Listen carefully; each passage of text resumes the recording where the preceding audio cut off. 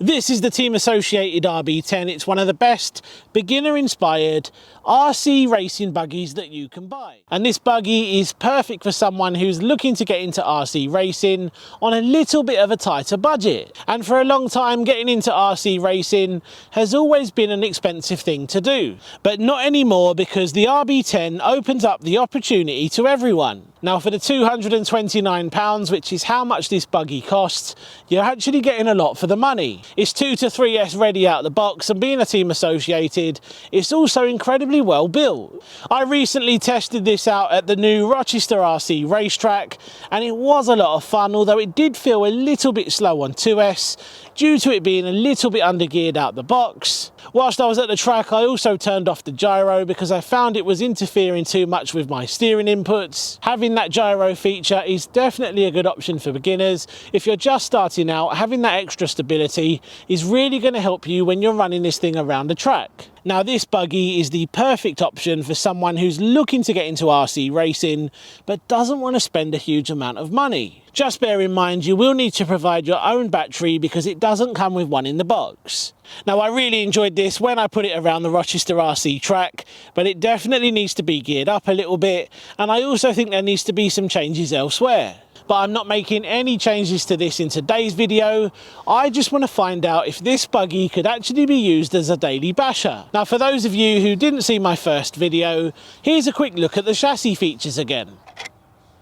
First up, let's talk about the shocks. Now, this does come with proper oil-filled shocks. They're also metal, and they do look like they've come from a racing buggy. I think they've done really well there. Yeah, they feel really good. Quickly show you the rear. So, of course, we've got plastic shock towers, adjustable turnbuckles, plastic chassis. Everything in here looks really cool, including the waterproof receiver box. Now, remember me saying battery choice won't be an issue on this, and that is because you can fit regular-sized battery packs. And this will accept a 2S or a 3S. And this does feature a Dean's connector. Now, on the back, of course, we have a motor protector. This is where our transmission is. And this also features a slipper clutch. On the rear, we also have metal dog bones. And look, there's more adjustability on the back. Here we have a multi-surface medium compound tyre mounted to white dish wheels. These don't actually feel too bad, and I'll be interested to see how they perform on the carpet later. Overall, a really nice beginner-inspired racing buggy. Now, electronics-wise, this does feature a Reedy 3300 kV brushless motor and Reedy brushless ESC. Down here on the servo, I am noticing a servo saver. That might not be to everyone's liking, but of course it will be simple enough to get rid of that.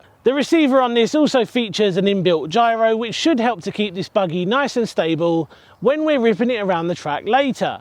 But that is pretty much it when it comes to the Team Associated RB10. The one thing I didn't do last time was see how fast this can actually go on 2S and 3S, and that's what we're going to be doing today. But before we do that, I do want to say a huge thank you to RochesterRC for sending this out for me to feature on the channel. I also finally had a chance to check out their shop, and everything in there looked incredible. Now, I do work in close partnership with the guys at RochesterRC, and they've been kind enough to offer all of my viewers 5% off their entire orders and free shipping. Now, all you need to do is use my code beyondRC at checkout and you'll get your 5% discount. This works on everything on the site, so if you buy a £2 part, you're still going to get the 5% off. So back to the RB10, let's stick the GPS on it and let's see how fast it goes on 2S. Right, so let's give this a little go. Let's see what we can achieve on 2S.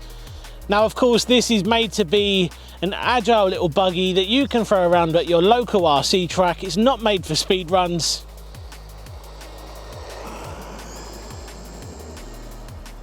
This is on 2S and it does feel a little bit slow.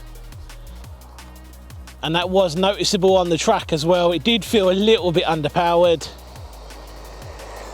Now, this is a very simple fix. All I need to do is gear up a little bit, because I would only ever run 2S on a track.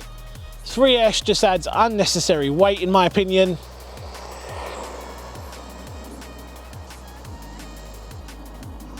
And I don't really know a huge amount about racing.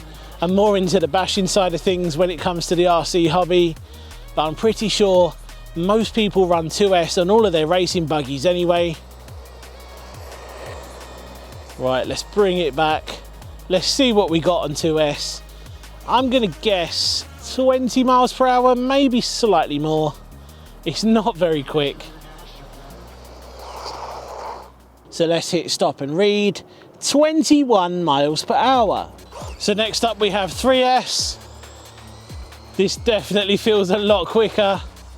I'm hoping we see 30 miles per hour plus. That's full throttle. Yeah, this feels a lot quicker on 3S, but again, most people will only run 2S.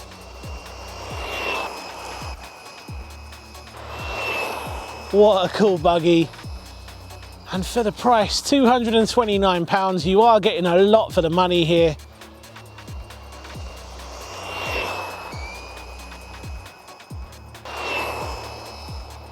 Let's bring it back. Let's see what we got on 3S.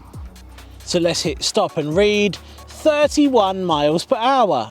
It's a very quick off-road test. I've come to one of my favourite bashing locations. You've seen this place loads of times.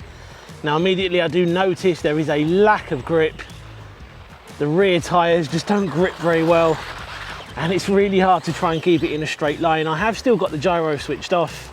It might help if I switched it on, although I do think these tyres need to go. They're not made for this surface, and I'm just going to struggle to get grip.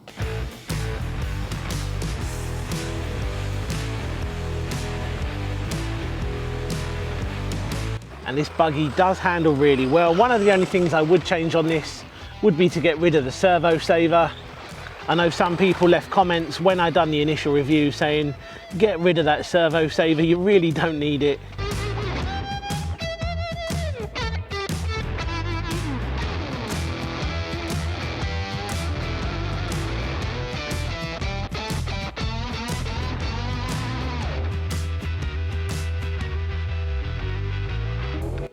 Now I do like what Team Associated have done here with this RB10.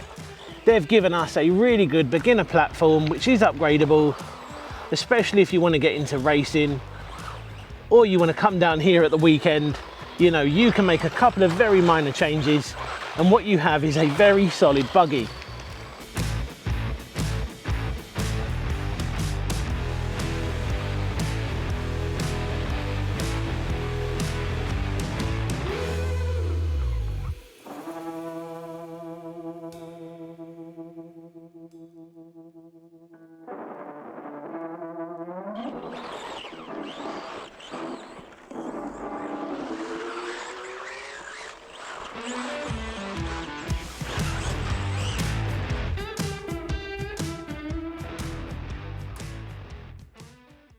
So there we go then guys, to answer the original question, can the RB10 be a good everyday basher?